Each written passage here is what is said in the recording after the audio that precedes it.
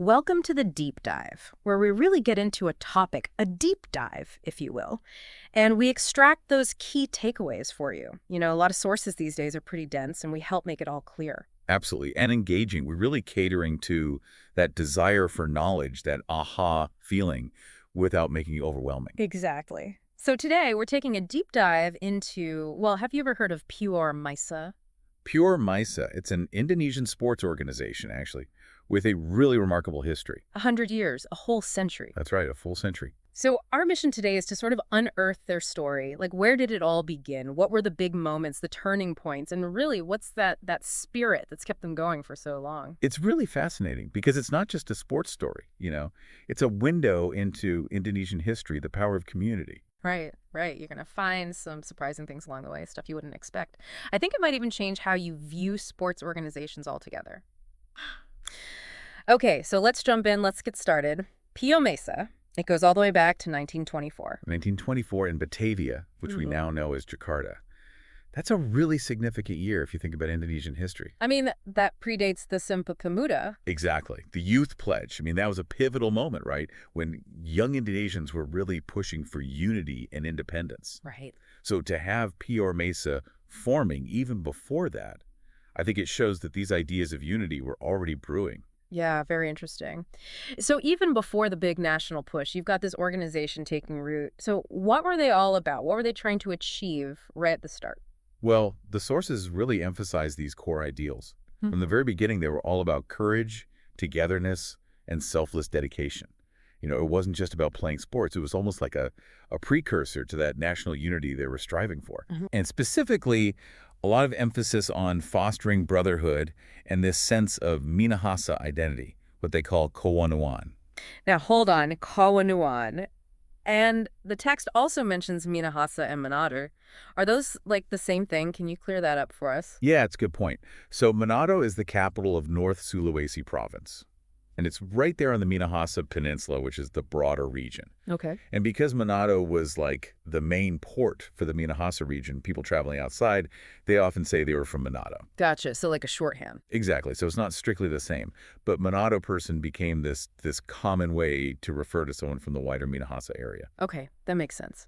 So back to Kawanuan, it sounds like this early emphasis was about bringing people together from this shared identity, but through sports. It was more than just getting together. They wanted to promote sportsmanship, strengthen unity amongst the Kawanua people, and actually improve the quality of sports in their community. They had ambition. Oh, absolutely. And they planned their very first competitions, guess when? Easter, 1925. Easter, okay. And I read somewhere it wasn't all smooth sailing, right? Like getting started, there were some funding challenges. Yeah, there's a pretty memorable story about that. So they're organizing these competitions and figuring out the logistics, renting fields, buying tennis balls, accommodation. It all adds up. And at some point, Ferdi Lapian, he kind of throws out this question. Vi itat alamal betalan, sapato mo bayar itu samwa. Which means? Basically, who's going to pay for all this? And Anton Nayoan, who is kind of a key figure in the early days. A character. Yeah, he stands up, maybe a little emboldened by a few glasses of bowls, and he declares, with that classic Kawanua spirit, Met of zonder Julie Cylindavitstand in Dorgan. Which means? With or without you, the competitions will go on. Talk about determination, right? He even went on to say they'd form a tennis association for the Manado people living outside Minahasa, no matter what. Wow, a man on a mission. And they did have that first event, right? That inner-city Easter tennis tournament in Bandung. They did. And teams came from Batavia, Bandung, and Surabaya. You had figures like Anton Nayoan, Ferdi Lapian, Willem Lau representing Bandung. Surabaya had their team led by George Muntu, with players like Alex Muntu, Rob Tuwaiden, Salem Indian. Quite a mix. Yeah. And it's interesting, even some Dutch residents participated. Oh, really? Representing. Batavia and Bandung, yeah. So were there any early stars, any future heroes we should know about from that first tournament? Well, in that first tournament, a Manado player named Hurling Lau, playing for Bandung, he won the men's doubles. Okay. And his partner was F. Van Tamlin, who also won the men's singles. There were other winners, of course, for the women's singles and mixed doubles. But that victory, I think, for Hurling Lau, for the Minahasa community in this newly formed organization, that was significant. It's almost like right from the start, it wasn't just about playing. It was about showing what they could do. Exactly. Pride, yeah. Now, you mentioned this spirit of the Minahasa people. The book actually talks about their character, doesn't it? It does. And it's really fascinating. They're described as democratic, outspoken, cheerful, tolerant, and adaptable. And the book suggests that these qualities, these inherent qualities of the Minahasa people, they really became woven into POR Maesa. Interesting. And this idea of Kawanua, it's more than just being from the same place, right? What's the deeper meaning there? Right. So Kawanua really emerged as this way for Minahasa people who are living outside their home region to identify each other. Okay. And it's from Wanua or Banua, meaning village, settlement. So Kawanua essentially means from the same village. And it created this powerful bond for those living far from home. Yeah, it's like even stronger because of the distance. Exactly. Now, this enduring spirit of POR Maesa, the book says there are two core components, like the secret sauce of their longevity. Right. And they identified these two fundamental spirits, the spirit of family and the spirit of competition, or sports itself. And it's this combination, strong kinship and the drive to excel that seems to have fueled them for 100 years. Family and competition. Okay, I can see that. Now, how did all these early gatherings and ideals translate into actual sports clubs? Because the text mentions some key clubs popping up in 1924 itself. Yeah, that same year. It's remarkable. Yeah. So you have those who love football, and they formed the Voetbal Vereniging Minahasa, or VVM, which translates to, Minahasa Football Association, pioneered by Paul F. Rumete and Tuwu Mamahit. Okay. And this is considered like the precursor to the PS Maesa, which is their current football club. Okay, got it. VVM, they started competing in the West, Java Voetbalbond, and then later they found success in the Voetbalbond Batavia in Omstreken. That's the Batavia and surrounding areas football association. Catchy. And who were some of the players? Any names stand out from those early days? Oh, yeah. The book lists some early VVM players: Comans, Dolpha Pichuli, Abadan, F. Sanger. And then later, as VVM gained prominence, you had guys like Pes Wongan, Wim Sumampao, Nod Garingan. Okay. And what's interesting, right from the beginning, they were inclusive. There were non-Karanua members on the team. Oh, really? Right from the start? Yeah. So football was a big part of it. And what about, I see the name Club Couture de Pion. Does that ring a bell? Oh, yeah, that's chess. So for the chess enthusiasts, they had Club Couture de Pion, which translates to the Pawn Chess Club, right there in Batavia in 1924. Sure. And it was thanks to Paul F. Rumete, who was a dedicated chess player himself. Okay. He was always organizing tournaments, fostering the game within the community, and even outside of it. Yeah. So that quickly became like the hub for all the Minahasa chess players. So football, chess, those are the early pillars. Now, when did the name Maesa itself really become the main identifier for the whole organization? Well, the book points to the formation of Jongeren Vereniging Maesa, or JV Maesa, in Batavia in 1934. Okay. That's Maesa Youth Association. Yeah. And it was the first time they actually used Maesa in the name. And it was founded by Minahasa youth who are also involved in the Minahasa Bridge Association. So you see those connections even then. Yeah. To different social activities. Right, right.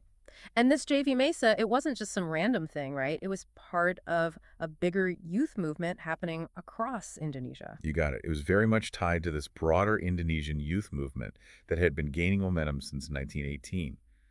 And for the Kawanua youth, these associations, they often called them stall. Stall. It literally means stable, but it was like a metaphorical term Okay. for their gathering places. Nicey. And these stall were vital for building camaraderie and, of course, for sports. Right, right. And the book even mentions specific stall connected to certain individuals? It does. Key figures like Paul Rumé, Anton Nayoan, Dan Pilar, Salem and Jin, they each had their own stall in different cities. Batavia, Bandung, Surabaya. These weren't just hangouts, they were hubs, for sports, for social gatherings, for strengthening that brotherhood. Real community centers. Yeah, they were incubators for that early Mesa spirit. And JV Maesa itself, it sounds like they had a pretty organized setup. What kind of stuff were they doing? Oh, yeah, they had divisions for everything. Sports, of course, scouting, theater, reading groups, new project initiatives. They even had a monthly magazine. Wow, the whole works. Yeah, and, of course, general affairs. They were a well-rounded organization. Right. Now, World War II, I mean, that must have shaken things up. Did JV Maesa, did they manage to adapt to all that change? Well, during the Japanese occupation, any organizations with Dutch-sounding names, they were forced to change. Right. So JV Maesa became Penelong Kam Celebs, or BKC, helper of the Silibs people. Makes sense. And what did they focus on? They shifted to helping displaced families, Oh. particularly women and children whose husbands were stuck overseas Oh, wow. because they were working for Dutch companies. Yeah. And this whole effort was led by Samratulangi with support from Maesa members. It's interesting how they had to adapt to the circumstances, but still kept that spirit of helping, of community. Now, I understand PKC laid the groundwork for something even bigger after the war. It did. PKC is considered the precursor to Kebaktian Rakyat Indonesia Sulawesi, PAINS. And that is? Loyalty of the Indonesian people of Sulawesi. Wow, okay. And then later, as things got politically charged after independence, KRIE evolved into Angkatan Muda Sulawesi, or AMS. And eventually, Angkatan Pemuda Indonesia Sulawesi, API. So many acronyms. I know. But it reflects those regional conflicts, the need for the Sulawesi community to protect themselves, in a sense. Right, right. So that Maesa ethos, unity, mutual support, it extended beyond sports. It did, into those wider social and even political arenas. Fascinating. And I think around that time, the name Maesa itself starts popping up in other cities too, right? Yeah, it starts to spread. You start to see sporting groups with names like Stal Kawanua, really cementing that connection between the Kawanua community and sports. And it wasn't just about the games, right? There was a cultural and religious aspect to these gatherings too. Absolutely. A lot of the Minahasa people are Christian. So they'd often have Christian services as part of their gatherings, especially around Easter, which, as we talked about, was significant from the very beginning. Yeah. But it's important to note, they were inclusive. Muslim members were active too. Okay, that's good to know. So it's a real close-knit community bound by this shared heritage and this love for sports.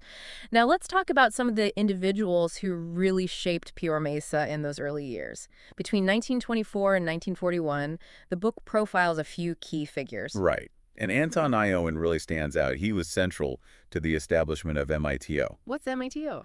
Minahasa Interstedleka Tennis Organization. That's a mouthful. I know, right? But essentially, it's the Minahasa Intercity Tennis Organization. Okay.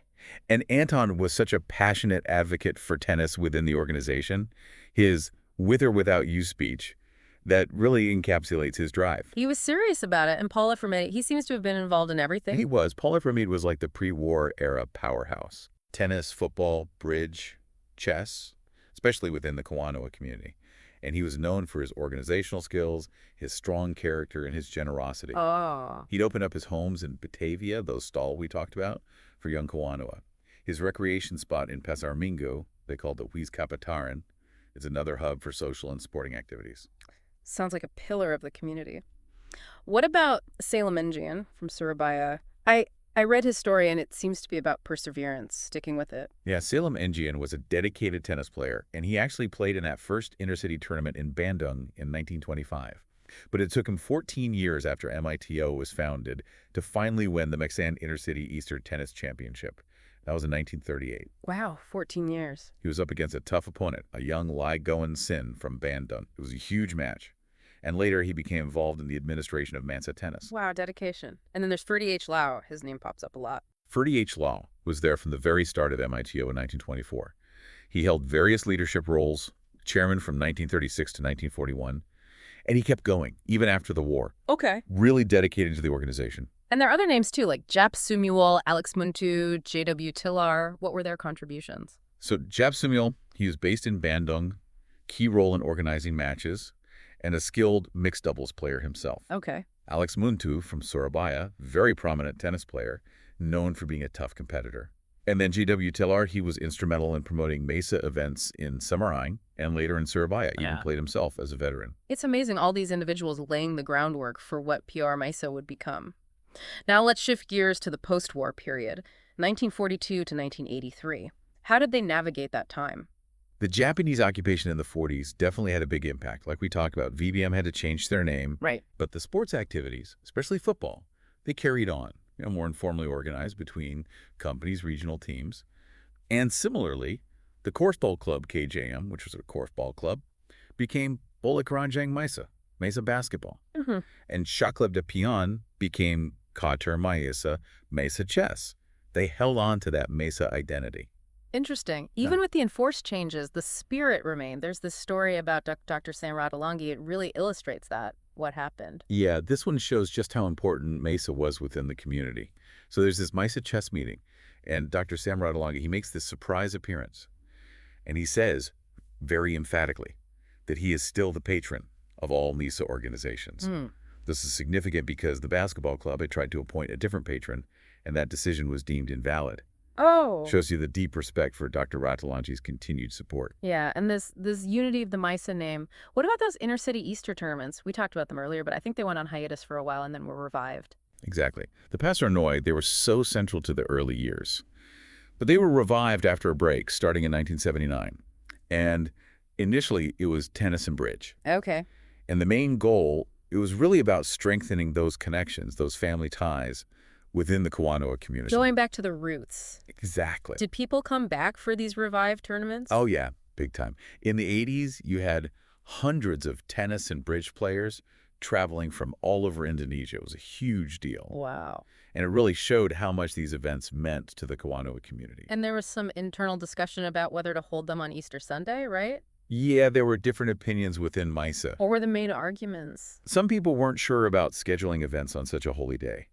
But then others pointed out that POR Maesa itself was founded on Easter, and it had always been a tradition to start events with religious services. So, in the end, they stuck with having the Pastor-Noi around Easter. So tradition wins out. Okay, and in 1983, there was this renewed focus on a particular aspect of their activities. Yeah, in '83, they made a conscious effort to focus on the development of skills and techniques and the mental and physical well-being of participants. It was a shift, not just community building, but actual athletic development. Okay, so a move toward, like, getting better. Exactly. Now, between 1984 and 2004, things really seemed to expand. Huge growth. And diversify. Outdated. The 60th anniversary, that seems to have been a turning point. Big milestone. In '84, they had extensive meetings reaffirming the goals of POR Maesa. Really going back to what the founders wanted back in 1924. Alumni from different schools in Manado were instrumental in organizing that anniversary Easter tournament. It's nice that they brought those different generations in. Yeah, really nice. And I noticed that by then, the types of sports had expanded. It wasn't just tennis and bridge anymore. Oh, yeah. In '84, they had athletics, bowling, bridge, chess, golf, tennis, and even artistic performances. Athletes from all over Indonesia were participating. It was a big deal. They'd really come a long way. They had. And that anniversary also led to some important organizational stuff. New leadership in '84, Eric Samola was at the helm, and they formalized their statutes. Like a constitution. Exactly. Provided a structure for them moving forward. And they adopted that motto, the one that really sums up what they're about? Yeah. Maleo-leosan, Masawang-sawangan, Mayleki-likan. Which basically means? Unity, mutual support, and care. That family spirit community, those core values. Right. And their goals were clear. To preserve those values through sports and arts, and to promote patriotism. Okay. Now, they also developed these different sports branches, right, under the umbrella of something called OICO. Yes. OICO stands for Organisasi Induk Cabang Olahraga, basically the parent organization for each sport. It's like a framework to manage each individual sport. Got it. So let's talk about some of these OICOs. Football with PS Maesa. What was their journey like? PS Maesa, they've had their ups and downs. They have this long, proud history, but they faced some challenges, got relegated in the '80s, but they remained a part of the Maesa community. Okay. And athletics. Were there any Maesa athletes making a name for themselves? Oh, yeah. You had some prominent Kawanua athletes who were associated with Maesa, like Jose Gosol and Lex Candu. They did really well at the national level, track and field. And other Maesa athletes in middle and long distance running, they also found success. Now, hockey, they seem to have had a pretty good run. Maesa hockey was strong, consistently winning championships in Jakarta. And some of their management, they were involved in leading the Indonesian Hockey Federation. So, real influence. Yeah.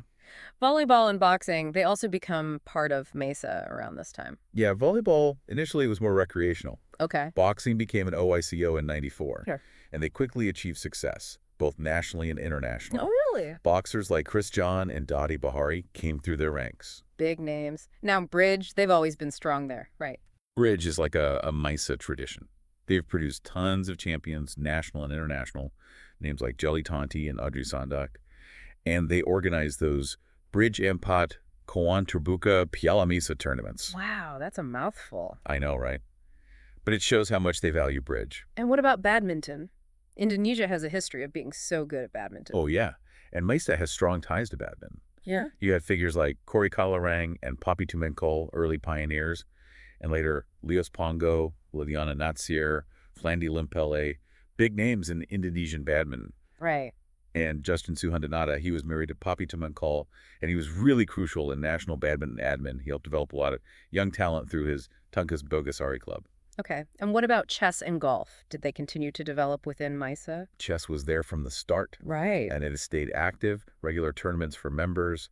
Golf gained popularity, too, became an OICO. They had their own events. And karate became an OICO in 1994. Key figures like Dr. Nico A. Lamenta, he was a national karate champion, and one of the founders of the Indonesian Karate Do Indonesia, NKI. And I see a name here, Aprilio Manglang, mentioned in the context of volleyball. What's their connection to Maesa? Yeah, Aprilio Manganang, he was a really successful volleyball player. Right. Won gold at the 2019 Southeast Asian Games. Yeah. Now, the text mentions him, definitely Minahasa heritage, but it doesn't say explicitly if he was directly involved with POR Maesa. Okay. So a real sporting powerhouse, all these different disciplines. And those Maesa Pasca, the Easter events, they kept going in the 90s and early 2000s, right? Oh, yeah, central tradition. And in 1996, the first one was held in Manado. Okay, which makes sense. And that coincided with the official establishment of POR Maesa North Sulawesi, so further expanding their reach. Decentralizing a bit. Exactly. And they also kept updating their structure policies. They have this Musyawarah Keluarga Besar, Which means? grand family meeting, essentially. It's like their main decision-making body. And they had a big one in 2000 to update those policies, elect new leadership, keeping things fresh. Makes sense. And as they were approaching their 80th anniversary in 2004, there was this push to document their history, right? Big time. Plans for the 80th anniversary in 2004, and they launched a whole POR Maesa history book. Okay. And they officially established the founding date as April 20, 1924, based on historical records. Oh, so they kind of solidified that. Exactly. And even more recently, there was another Musyawarah Keluarga Besar in August 2022, and they inaugurated the leadership for the 2022-2027 term.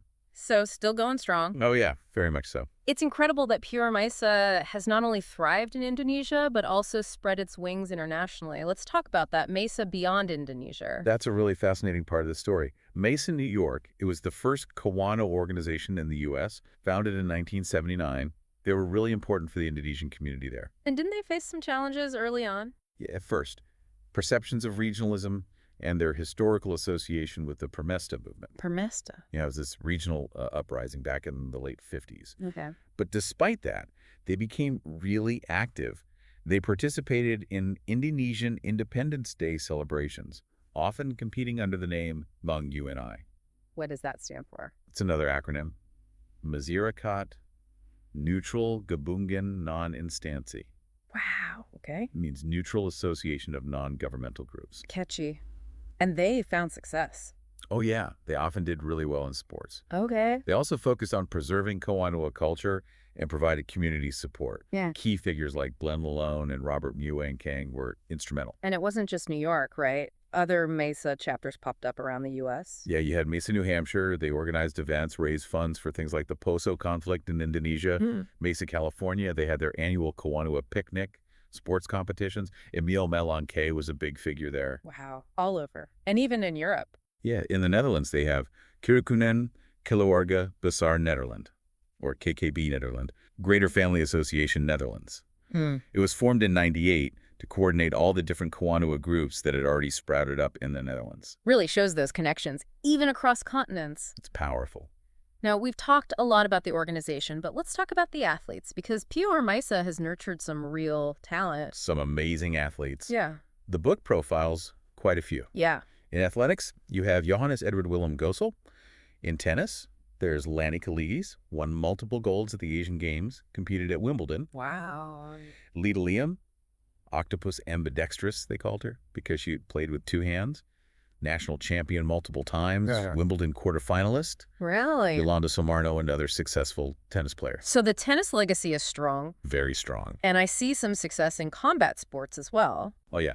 In boxing, Ferry Egbert Moniaga won gold at the Asian Games. Karate, you have Maxi W. Paran, national referee, and also an official within POR Maesa. and Dr. Nico A. Lumenta, national karate champion and one of the founders of Inkai. And some more recent tennis stars, I think, also have Mesa ties. Definitely. Christopher Ringkat, junior French Open champion, also won gold at the Asian Games. He has strong Mesa connections. Impressive. And even Mariette Elizabeth Rorek-Waro, a multi-sport athlete associated with the organization. It's amazing how much talent they've helped develop across so many sports. It really is. And you see this family connection, too. Families like the Walaegas with Waylon and Waya, both successful tennis players. Okay. The Lumenau family, Frederick Lumenau, national karate champion. His son, Claudio, currently top-ranked tennis player on the Davis Cup team. The book even mentions tons of other tennis players, Kawanua heritage, representing Indonesia internationally. Wow, that's quite a legacy. Now, as we wrap things up, let's touch on those generational transitions within the organization itself. Right. The book talks about these distinct periods,